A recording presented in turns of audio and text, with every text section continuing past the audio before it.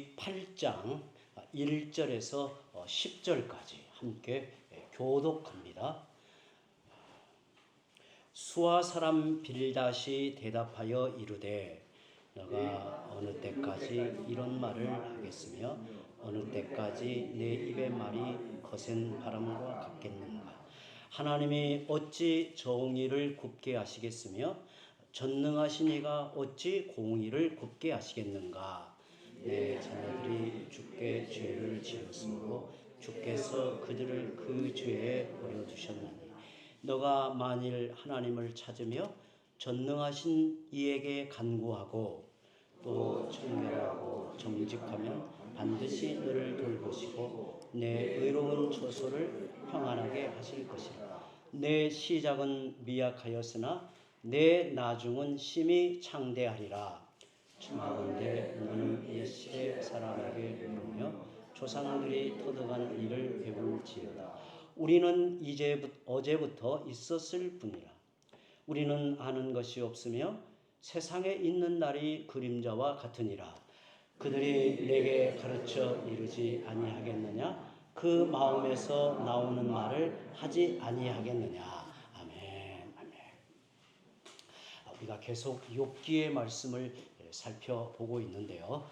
우리 성도들이 이번 기회에 욥기의 말씀에 대한 풍성한 이해, 그리고 우리의 삶 속에서 때로 겪게 될 고난에 대한 새로운 눈이 열렸으면 좋겠습니다.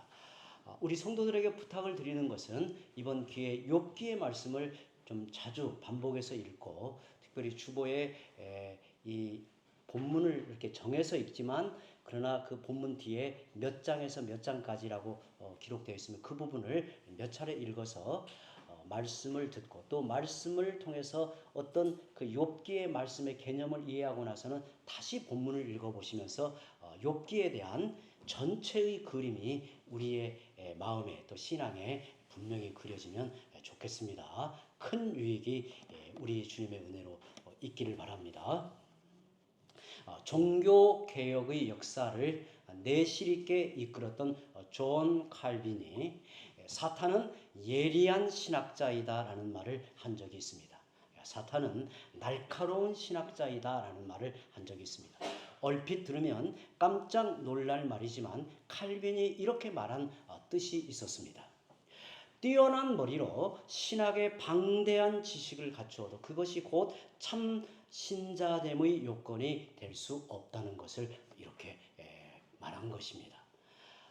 사실 신학을 공부한다고 믿음이 다 좋아지는 것은 아닙니다. 제가 신학교에 들어가서 보통 1학년 때 많은 혼란을 겪게 되는 것이, 신학교에 올 때에는 굉장히 뜨거운 마음, 또 기대, 그리고 어떤 열정, 헌신이 우리 마음에 이 각오로 충만하다가 신학교 안에 이제 들어와서 공부를 하다 보면 우리의 이 뜨거운 가슴이 점점 이제 싸늘해집니다. 이유는 뭐 여러 가지가 있겠지요. 그래서 중간에 매우 갈등을 하는 사람도 있고요. 저도 그런 과정에 있었습니다. 저는 뭐가 좀 이렇게 신학교에 가서 많이 이렇게 바뀌는 걸 보았냐면, 제가 대학에 다닐 때는 늘 이렇게 사람 만나면 이렇게 전도지를 건네주고 전하고 그렇게 이제 하다가 신학교를 지나는 과정에 그 어떤 야성이 현저하게 줄어들더라고요. 이유가 뭔지는 많은 고민을 하게 되었고요. 그리고 이렇게 교수님들에게도 그런 질문을 해보기도 했어요. 왜 이럴까요? 그런데 사실 신학을 공부한다 해서 믿음이 다 좋아지는 것은 아닙니다. 오히려 냉랭한 마음으로 작용하기도 해요. 이를 극복하는 방법이 무엇일까? 무엇보다 하나님의 은혜를 갈망하며 가난한 마음으로 하나님을 사모하는 것입니다. 우리가 성도로 살아오는 이 세월이 길어질수록 자칫 극복해야 될 이 문제가 뭐냐면, 우리의 신앙이 하나님 앞에 참되고 또 우리의 신앙이 더욱 깊어지고 자라가기 위해서는 무엇보다 하나님의 은혜를 갈망하며 순전한 마음으로 하나님을 사모하는 것입니다. 언약의 말씀을 진정으로 사랑하며 순종하고 붙잡는 것입니다. 하나님의 말씀을 가슴에 새기려 애쓰고 그리고 삶으로 순종하여 살기를 힘쓸 때 우리의 신앙은 변질이 되지 않고 더 충만하고 그리고 생명력이 있는 신앙으로 자라가게 되는 겁니다. 예수님이 하나님의 아들로서 공생애를 시작하실 때 사탄에게 시험을 받으셨어요. 그때 사탄이 무엇을 가지고 공격하였는가? 우리가 마태복음을 읽어보면 사탄이 무엇을 가지고 예수님을 공격하였는가? 하나님의 말씀으로 예수님을 공격했습니다. 그런데 예수님은 무엇을 가지고 사탄의 시험을 막아내셨는가? 역시 하나님의 말씀으로 시험을 또 이겨냅니다. 똑같은 말씀을 가지고 사탄은 예수님을 시험하고 또 예수님은 사탄의 시험을 이겨내셨습니다. 여러분, 예수님이 사탄의 시험을 이기신 비결이 뭘까요? 오늘 우리에게도 하나님의 말씀이 주어져 있고 하나님의 말씀이 우리 앞에 펼쳐져 있는데 예수님이 사탄의 시험을 이기신 비결이 뭘까요? 하나님의 아들이심으로 당연히 이기셨을까요? 그렇지 않습니다. 사탄에게는 이 말씀이 머리로 아는 지식일 뿐이었습니다. 그러나 예수님은 그 말씀을 사랑하며 순종하고 그 말씀에 자신을 들여 헌신하였습니다. 그래서 그 말씀에 지혜와 능력이 있었다는 사실이에요. 하나님의 말씀도 자칫 오용될 수 있어요. 잘못 사용되면 오히려 악의 수단이 될 수 있다는 사실을 우리는 기억해야 하는 겁니다. 욥기 8장은 욥의 대답을 듣고 두 번째 친구가 욥에게 하는 말입니다. 욥과 엘리바스의 논쟁이 끝나고 이제 빌닷이 욥의 상대로 등장을 합니다. 빌닷은 엘리바스와 욥의 대화를 듣고서 마음속에 화가 치밀어 올랐어요. 엘리바스의 말이 맞는데 왜 욥은 그 말에 수긍하지 않는 거야? 죄 때문에 고난을 당하는데 어서 회개해야지 왜 하나님을 탓하고 있는 거야? 이렇게 화가 치밀어서 쏘아붙입니다. 더 이상 참지 못하고 이제 엘리바스를 이어 빌닷이 욥 앞에 등장하죠. 빌닷은 오늘 8장에 빌닷이 하는 말 2를 보면 엘리바스와 달리 성질도 급하고 말씨가 거친 것을 보게 돼요. 빌닷은 단도직입적으로 욥이 죄인이라고 몰아붙입니다. 너가 어느 때까지 이런 말을 하겠으며 2절 그렇게 시작하죠. 우리가 고난 중에 있는 너를 위로하고 돕기 위해 여러 가지 조언을 하고 있는데 너는 죄가 없다니 그러면 우리가 헛소리를 하고 있다는 말이야. 너는 왜 그런 식으로만 생각하고 있어? 이런 뜻으로 너가 어느 때까지 이런 말을 하겠으며 라고 이제 말을 시작합니다. 그리고 빌닷은 어느 때까지 너의 입의 말이 거센 바람과 같겠는가 라고 했습니다. 이 개역 개정 성경 이전에 개역 성경에는 거센 바람을 이렇게 표현했습니다. 광풍과 같다 그랬어요. 광풍. 이 광풍이라는 말은 미친 바람이죠. 우리가 대화를 하다가 상대방이 말 같지 않은 말을 하면 너 미쳤어? 지금 제정신으로 하는 말이야? 라고 하는데 바로 이런 어투로 말하고 있는 거예요. 다시 말하면 너는 대체 무슨 말을 그렇게 하는 거야? 지금 제정신으로 하는 말이야? 이렇게 말하고 있는 거예요. 빌닷은 욥에게 죄가 있다는 사실을 삼중의 관점으로 확인시키려고 이제 논쟁을 시작을 합니다. 욥기 8장은 이 빌닷의 이 욥을 향하여 쏟아내는 말로 되어 있는데요. 세 부분으로 나뉩니다. 첫 부분이 3절에서 7절인데요. 위를 바라보고 하나님의 속성을 묵상해 보아라. 도대체 너가 어떤 존재인가? 너의 죄를 들여다보라는 거예요. 3절에 하나님이 어찌 정의를 굽게 하시겠으며 전능하신 이가 어찌 공의를 굽게 하시겠는가. 정의와 공의란 올바르고 공정한 것을 의미합니다. 달리 말하면 하나님은 죄에 대하여 징벌하시고 선에 대하여는 복을 베푸시는 분이다. 이게 분명한 사실이다라고 욥에게 말합니다. 여기서 한 가지 한번 물어보죠. 우리 성도들에게 한번 물어봅니다. 하나님은 정의와 공의를 굽게 하지 않으신다. 이 말이 맞는 말이에요? 틀린 말이에요? 그렇죠. 맞는 말이죠. 이거 맞는 말입니다. 우리가 욥기를 읽을 때 먼저 기억할 점은 새 친구의 말이 비록 불완전하긴 하지만 틀린 말이 아닙니다. 지금 빌닷이 생각하는 하나님, 욥에게서 너가 죄인이라는 사실을 욥으로 하여금 수긍하도록 빌닷이 생각하는 하나님은 정의와 공의의 하나님이십니다. 그렇다면 지금 욥이 고난을 겪고 있는 이유는 죄 때문이고 고난이 심할수록 그의 죄는 크다는 것을 이렇게 말하고자 하는 거예요. 4절에 보면 빌닷은 이런 논리로 욥의 자녀들의 죽음을 해석합니다. 빌닷이 보통 사람이 아닌 것 같아요. 정말 보통 사람 같으면 이렇게 말하기가 어렵죠. 욥의 자녀들의 죽음을 빌닷이 자기가 생각하는 하나님의 관점으로 설명을 하는데요. 4절의 이하에 보면 자녀들이 갑자기 죽은 일에 대해 한번 솔직히 생각해 보자. 너의 10자녀가 한꺼번에 죽었는데 아무런 이유가 없다는 게 말이 되느냐? 그 이유는 그들이 죄를 지었기 때문이다. 너가 몰라서 그렇지 틀림없이 죽을 죄를 지었기 때문이다. 얼마나 큰 죄를 지었으면 그런 벌을 받겠느냐?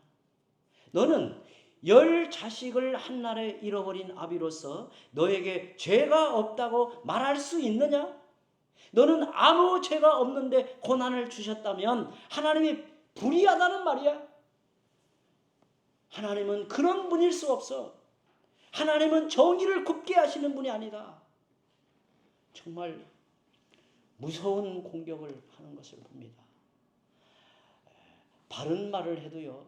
정말 이 정도면 그 앞에 있는 사람을 거의 죽게 만드는 거죠. 죽도록 고통으로 찌르고 가르는 거죠. 자기의 틀로 하나님을 들이대면서 욥의 고난을 해석하고 있습니다. 빌닷이 자기 방식으로 욥의 고난을 해석하려고 할 때 얼마나 무서운 말을 쏟아내는지, 욥에게 얼마나 큰 상처를 주었는지 알 수 있습니다. 이렇게 말한 후에 빌닷은 너는 하나님을 찾고 간구하라, 간절히 사모하고 기도하라, 그러면 하나님이 너를 평안하게 하실 것이다 라고 5절 6절에 이어 말하고 있습니다. 그리고 그 유명한 말을 덧붙입니다. 7절에 너의 시작은 미약하였으나 너의 나중은 심히 창대하리라. 이 말이 사실 간혹 이렇게 액자에 적혀 이렇게 벽에 걸려 있는 것을 보면 저는 저분이 저 말을 이해하고 저기에 써놓았을까 이런 생각이 절로 듭니다. 흔히 사업을 시작하는 분들이 좋아하는 말씀으로 지금은 초라하게 시작하여도 나중에는 크게 번창할 것이다 라는 뜻으로 그렇게 이제 적어 놓았을지는 모르지만 사실 이 문맥에서 보자면 이 말은 너가 죄 아래 있으면 망할 것이다. 그러나 죄를 뉘우치고 돌아온다면 하나님이 복을 주실 것이다. 이런 말로 지금 이 7절을 하고 있거든요. 그런데 욥이 인정하지 않았어요. 욥이 빌닷의 이와 같은 하나님의 관점에서 이야기하는 것을 수긍하지 않았어요. 받아들일 수 없었어요. 그러자 두 번째 증거를 댑니다. 증거를 제시해요. 8절과 10절을 제가 읽습니다. 청하건대 너는 옛시대 사람에게 물으며 조상들이 터득한 일을 배울지어다. 우리는 어제부터 있었을 뿐이라. 우리는 아는 것이 없으며 세상에 있는 날이 그림자와 같으니라. 그들이 너에게 가르쳐 이르지 아니하겠느냐? 그 마음에서 나오는 말을 하지 아니하겠느냐? 너는 지나간 과거를 돌이켜보고 옛사람들의 가르침을 생각해 보라는 것입니다. 옛사람들의 가르침을 요약해 놓은 게 우리가 앞에서 보았던 전통적 지혜라 할 수 있겠죠. 전통적 지혜는 권선징악과 인과응보라고 하는 겁니다. 선하게 살면 복을 받고 악하게 살면 벌을 받는다. 이게 이제 전통적 지혜죠. 우리가 보통 흔히 이렇게 공감하고 흔히 받아들이는 이 전통적 지혜는 바로 뭐냐면 선하게 살면 복을 받는다. 덕을 끼치고 어려운 사람을 불쌍히 여기고 돕고 그러면 복을 받는다. 악하게 살면 사람들에게 고통을 주고 해를 끼치면 너가 결국 벌을 받는다. 이게 이제 전통적 지혜의 관점이죠. 빌닷이 우리는 조상들보다 지혜롭지 못하다. 우리의 인생은 너무도 짧아 깊이 깨닫고 이해하기 어렵다. 그러므로 옛사람의 축적된 도덕적 지혜가 필요한데 그 내용은 죄를 지으면 벌을 받는다는 것이. 이걸 말하면서 이와 같이 결론을 내립니다. 뭐라고 결론 내리냐면 옛사람의 지혜를 통해서 보아도 너는 죄인임이 분명하다. 지금 고난당하고 있잖아. 너의 모든 소유가 흩어져 사라지고 너의 10 자식이 한날에 죽임을 당하였고 너의 온 몸이 만신창이가 되어 죽음의 고통을 겪고 있잖아. 이유가 뭐야? 너가 누구도 알지 못하는 죄를 범하여 이 고통을 당하는 거 아니야? 이렇게 따져 공격을 하는 겁니다. 이에 대하여 욥이 수긍하지 않자 빌닷은 세 번째 증거를 11절에서 19절에 세 번째 증거를 제시해요. 너의 주의 즉 자연을 둘러보라고 합니다. 11절에 보면 왕골이 진펄 아닌 데서 크게 자라겠으며 갈대가 물 없는 데서 크게 자라겠느냐. 왕골과 갈대는 물이 있는 곳에서 잘 자라는 식물입니다. 물론 처음에는 물이 없는 곳에도 자라기는 합니다. 하지만 처음에는 자라는 것 같아도 결국에는 뿌리가 다 마르고 시들어 죽고 맙니다. 빌닷은 이 자연의 원리를 욥에게 적용을 시킵니다. 너도 처음에는 크게 번성하지 않았느냐. 의인이었고 부자였고 사람들에게 존경을 받는 지혜자이지 않았는가. 그런데 결국에 망하여 이 고통을 당하는 것은 너의 죄가 많기 때문이다. 너가 하나님을 잊었기 때문이고 저속한 길로 걸어갔기 때문이다. 그러면서 이제 결론을 내립니다. 22절 마지막에 악인의 장막은 없어지리라. 너의 집안은 망하였다. 그러므로 너는 악인임이 분명하다. 이렇게 결론을 내립니다. 요약하면 빌닷은 욥에게 위로 하나님을 바라보아도 뒤로 옛사람의 가르침을 살펴보아도 옆으로 대자연의 이치를 살펴보아도 너는 죄인임이 분명하다. 무엇으로도 항변할 수 없는 확실한 죄인이다라고 말하는 것입니다. 이제 눈을 크게 뜨시고요. 이제 적용을 잘 보시기 바랍니다. 이 빌닷의 욥에게 이러이러해서 너는 죄인임이 분명해. 너의 고통의 원인이 이런 것이야 라고 하였던 이 말을 듣고 욥의 심정이 어떠했을까? 저는 이 말씀을 준비하면서 제가 욥의 처지에서 누군가 내게 다가와서 특별히 그가 위대한 신학자로 정말 신학의 방대한 지식으로 나에게 이 말을 해주었다면 어떤 심정이었을까? 이 말을 듣는 욥의 심정이 어떠했을까요? 아마 기가 막혔을 것입니다. 하나님은 정의로운 하나님이고 너는 죄인이다. 그러므로 고난을 당하는 것이다.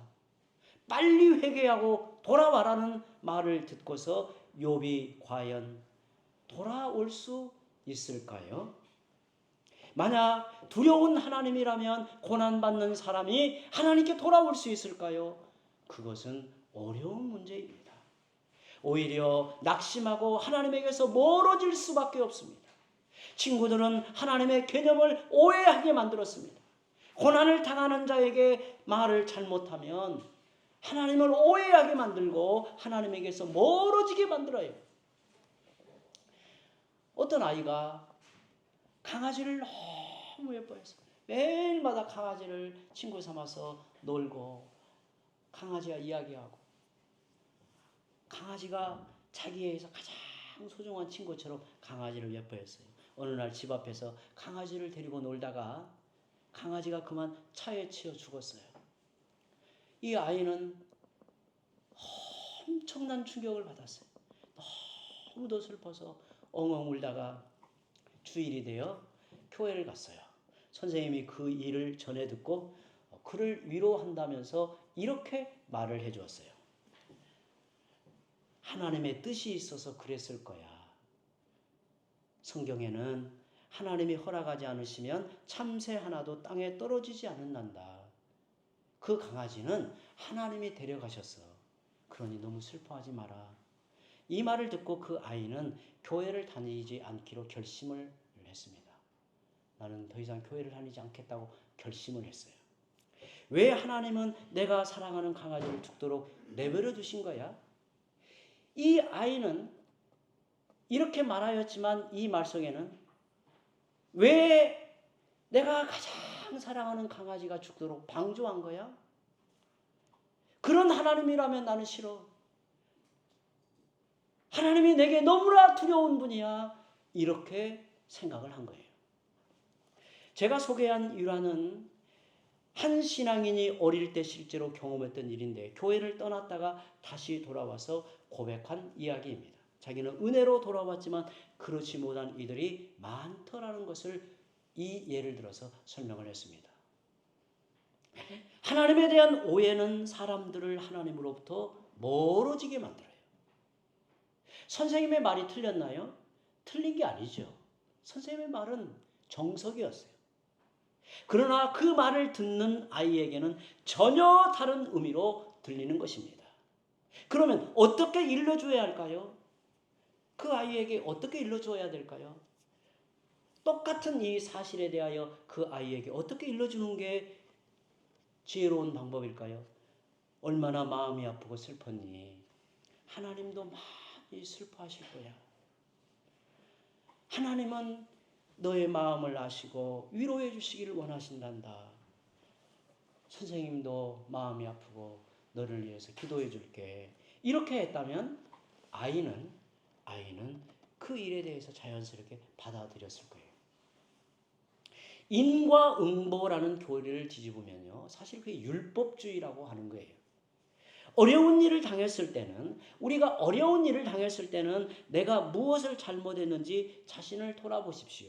자기 스스로 죄를 깨닫고 돌이키는 자세는 좋은 것입니다. 그러나 다른 사람의 고난에 대하여 저 사람이 고생하는 것은 숨겨놓은 죄가 많아서 그렇겠지라고 판단하고 정죄하면 안 됩니다. 그것은 내 영역이 아니에요. 우리의 영역이 아니에요. 가만히 생각해 보세요. 죄 때문에 고난을 당한다면 형통할 때는 의롭기 때문인가요? 그렇지 않잖아요. 그러므로 고통의 원인을 찾아서 지적하는 것은 잘못되기 쉽고 율법주의에 빠지게 됩니다. 이것은 고난당하는 자의 마음에 비수를 꽂는 것과 같습니다. 하나님은 공의로운 하나님이 맞습니다. 그러나 하나님은 공의로운 하나님을 넘어서 사랑의 하나님이십니다. 그러므로 고난 중에 있는 사람은 하나님을 어떤 하나님으로 바라보아야 할까요? 사랑의 하나님으로 바라보는 게 중요해요. 또한 이 고난이 하나님의 사랑 안에 있는 사건임을 꼭 기억해야 합니다. 우리가 고난 속에서 견딜 수 있는 힘은 하나님은 사랑의 하나님이시다. 이 고난도 하나님의 사랑 안에서 겪고 있는 일이다. 이 고난 속에도 하나님의 놀라운 뜻이 있을 것이다라고 생각하는 것입니다. 다 이해할 수 없고 받아들일 수 없죠. 이겨내기도 어려워요.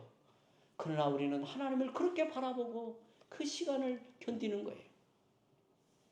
욥의 친구들은 하나님을 아주 단조로운 분으로 생각했습니다.